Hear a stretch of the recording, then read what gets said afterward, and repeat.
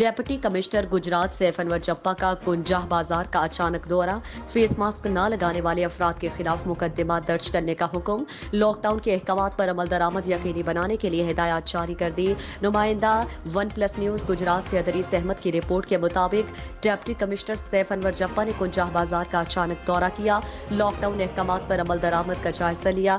Deputy commissioner Saif Anwar Jappa, assistant commissioner Salman Zafar, municipal committee और police अफसरान के हमरा कुंजाह बाजार पहुंचे।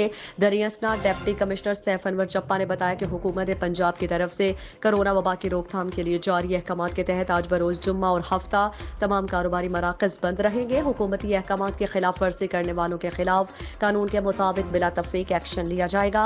उन्होंने कहा कि जुम्मा और हफ्ते के रोज मुकम्मल लॉकडाउन का फैसला जिले में कोरोना वबा में तशवीशनाक हद तक इजाफे के पेश नजर किया गया। जिले में पब्लिक ट्रांसपोर्ट पर भी पाबंदियां आयद कर दी गई हैं।